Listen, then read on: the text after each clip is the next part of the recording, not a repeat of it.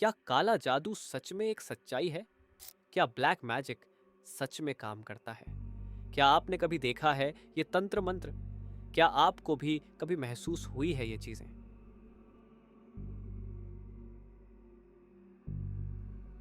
जब किसी का अच्छा खासा बना हुआ काम भी बिगड़ जाए, अचानक से फाइनेंशियल प्रॉब्लम्स का सामना करना पड़ जाए, किसी फैमिली मेंबर के बिहेवियर में एक अजीब सा बदलाव दिखने लग जाए, घर के लोगों को डर लगने लगे या घबराहट सी फीलिंग होने लगे, बिना किसी मेडिकल कंडीशन के भी लोग बीमार रहने लगे, घर में मेंटली स्ट्रेस जैसा माहौल बन जाए, सब कुछ नेगेटिव लगने लगे, तो ऐसे में कहीं ना कहीं आपके मन में एक बात तो आती ही है, और वो ये कि आपके हंसते खेलते घर को कहीं किसी की बुरी नज़र तो नहीं लग गई। किसी ने आपके घर में या आपके किसी फैमिली मेंबर के ऊपर जादू टोना या काला जादू तो नहीं कर दिया? क्यों आते हैं ना मन में ऐसे ही ख्याल। ऐसे में कुछ लोग जहाँ काले जादू से बचने के उपाय ढूंढते हैं, तो कई लोग ऐसे भी होते हैं जो किसी पर काला जादू यानी ब्लैक मैजिक करने की जुगत में भी लगे रहते हैं। खोपड़ियाँ, सिंदूर, हड्डियाँ, नींबू मिर्ची, गुड़िया, पेड़ से बंधे कपड़े, ऐसी बहुत सी चीजें हैं जिसे देखते ही मन में बस काले जादू का ही ख्याल आता है। वैसे क्या आपको ये तस्वीर याद है? चलिए आपको याद दिलाते हैं। साल 2018, दिल्ली का बुराड़ी इलाका और एक घर में लटके मिले 11 लोगों के शव। जिस घर में रोंगटे खड़े कर देने वाली ये घटना हुई थी, ये तस्वीर भी उसी घर की है, जहां की बाहरी दीवार पर कुछ इस तरह से 11 पाइप लगे मिले थे। घर में मरने वालों की संख्या भी 11। क्या ये सिर्फ एक संयोग था या फिर कुछ और? इस घर के लोग जिस तरह से मरे पाए गए थे, उसके बाद पूरे देश में तो सनसनी फैल ही गई थी। साथ ही एक शब्द ने भी सभी के दिमाग में घर बना लिया था, और वो शब्द था ब्लैक मैजिक यानी काला जादू। हालांकि ब्लैक मैजिक की ये कोई पहली और आखिरी घटना नहीं थी। आज भी अगर आप रिमोट एरियाज के न्यूज़पेपर्स उठाकर देखेंगे, तो काला जादू से जुड़ी कई खबरें आपका दिल दहला देंगी। अरे रिमोट एरियाज ही क्यों, देश के कई बड़े शहरों और विदेशों तक भी इस काले जादू का जाल बिछा है। दोस्तों, आज हम कितने भी मॉडर्न क्यों ना हो जाए, साइंस ने कितनी भी तरक्की क्यों ना कर ली हो, लेकिन आज भी काला जादू, ब्लैक मैजिक, टोना टोटका, वशीकरण जैसे वर्ड सुनकर मन में एक अजीब तरह का डर पैदा होने ही लगता है। कहते हैं तंत्र मंत्र काला जादू का चलन तो सदियों से चला आ रहा है, और आज भी कई लोग इस पर विश्वास करते हैं। लेकिन क्या आप सच में जानते हैं कि आखिर ये ब्लैक मैजिक है क्या? क्या ब्लैक मैजिक सच में काम करता है? दरअसल कहते हैं कि काला जादू एक ऐसी कला है जिसके जरिए एक शख्स किसी दूसरे शख्स को नुकसान पहुंचा सकता है, जिससे ये तो साफ है कि इसका इस्तेमाल नेगेटिव सेंस में ही किया जाता है। शायद आपको ये भी मालूम हो कि काला जादू जैसी चीजें खुलेआम सभी के सामने नहीं की जाती। काला जादू एक सीक्रेट यानी अकेले में की जाने वाली चीज है, जिसका इस्तेमाल अक्सर किसी को वश में करने के लिए तो कहीं अपने दुश्मन को नुकसान पहुंचाने के लिए किया जाता है। कहते हैं जिस शख्स पर काला जादू किया जाता है, उसका खुद पर काबू नहीं रहता।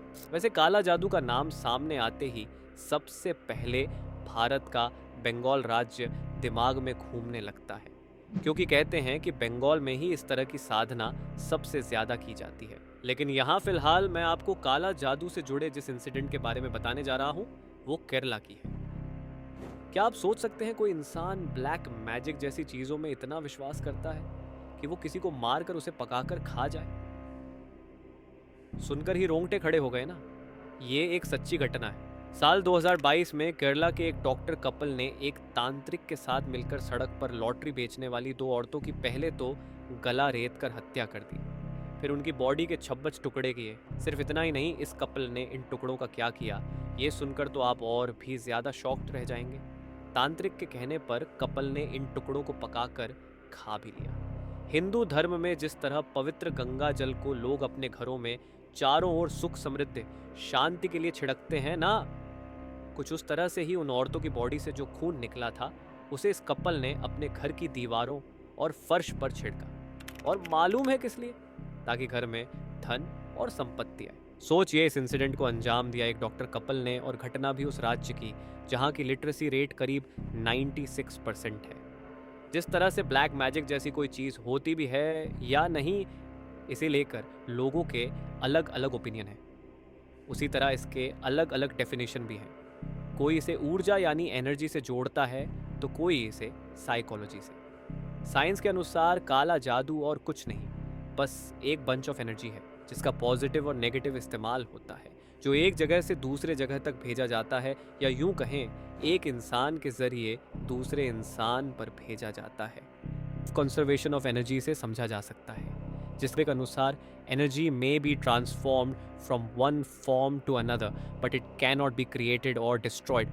जिसका मतलब है कि एनर्जी को ना ही पैदा किया जा सकता है और ना ही इसे खत्म किया जा सकता है, सिर्फ इसके फॉर्म को दूसरे फॉर्म में बदला जा सकता है। जानकारों के मुताबिक ज़्यादातर बार यह सिर्फ साइकोलॉजी होता है। एग्जाम्पल से समझें तो अगर आपको घर से निकलते वक्त एक खोपड़ी खून दिख जाए तो कई बार लोग डर की वजह से बीमार होने लगते हैं, काम में मन नहीं लगता, जिससे उन्हें फाइनेंशियल परेशानी भी झेलनी पड़ती है। ऐसे इंसिडेंट के बाद सब कुछ नेगेटिव होने लगेगा, क्योंकि एक तरह का डर आपको जकड़ लेता है, ये आपके दिमाग पर असर डालता है। यहाँ मैं आपको दो और इंसिडेंट बताता हूँ, एक भारत के आंध्र प्रदेश की और दूसरी जापान की। आंध्र प्रदेश के नेल्लोरे डिस्ट्रिक्ट में एक पिता ने काले जादू के चक्कर में अपनी मासूम बेटी की जान ले ली। पिता ने बिजनेस में हो रहे लॉस की वजह से देवी को खुश करने के लिए काला जादू करते हुए अपनी 3 साल की बच्ची के मुंह में ज़बरदस्ती हल्दी और कुमकुम ठूंस दिया था।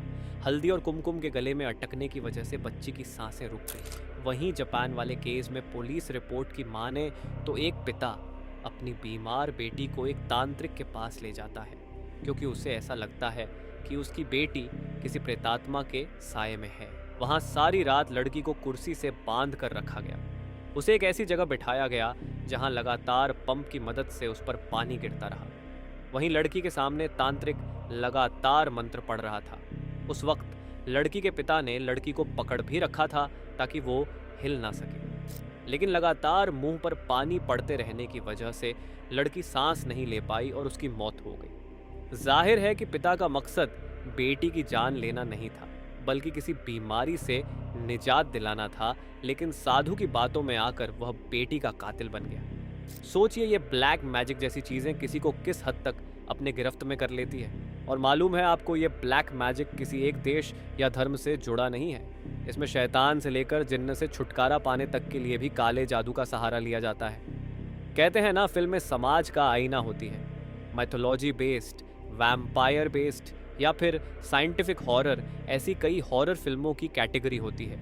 लेकिन ये भी सच है कि हमारे कल्चर से जुड़ी हुई तंत्र मंत्र, टोना टोटका या काला जादू जैसी कहानियाँ ऑडियंस के दिमाग में ज़्यादा डर पैदा करती हैं, क्योंकि सही मायने में यही हमारे समाज की सच्चाई है। हाल ही रिलीज़ हुई एक्टर अजय देवगन और आर माधवन की फिल्म शैतान, अगर आपने देखी है ना, तो ज़रूर आप भी थोड़ी देर के लिए ब्लैक मैजिक वाली दुनिया में ज़रूर चले गए होंगे। वैसे क्या मैं आपको सच्चाई बताऊं, भारत की ही बात करें तो ये टोना टोटका इस देश में एक बहुत बड़ा धंधा है। इनके नाम पर परेशान लोगों से लाखों की ठगी की जाती है। वहीं जो लोग इन पर विश्वास करते हैं वो इससे काफ़ी ज़्यादा डरते भी हैं। इसकी वजह से कई बार हत्या जैसी घटनाएं होने की खबर भी आती है। चलते चलते आपको एक हैरान करने वाली बात और बताते हैं, वो ये कि टेक्नोलॉजी युग में भी दुनिया में 100 करोड़ से ज़्यादा लोग ऐसे हैं जो जादू टोना में विश्वास करते हैं। प्यू रिसर्च के 95 देशों में किए गए एक सर्वे में यह खुलासा हुआ है कि 40% लोग डायन, चुड़ैलों पर यकीन करते हैं। एक तरफ यूरोपियन कंट्री स्वीडन में 9% से भी कम लोगों को जादू टोने पर भरोसा है, तो दूसरी तरफ अफ्रीकन कंट्री टूनीजिया में 90% से ज़्यादा लोगों को इस पर यकीन है। अंत में मैं आपको एक बात ज़रूर कहूँगा कि भले ही काला जादू, टोना टोटका सदियों से चला आ रहा हो, दुनिया भर में इसे लेकर बात हो रही हो, लेकिन इन सब के बीच सबसे ज़रूरी है आपका खुद पर विश्वास करना। आपको हमारा ये वीडियो कैसा लगा, कमेंट करके हमें ज़रूर बताएं। धन्यवाद।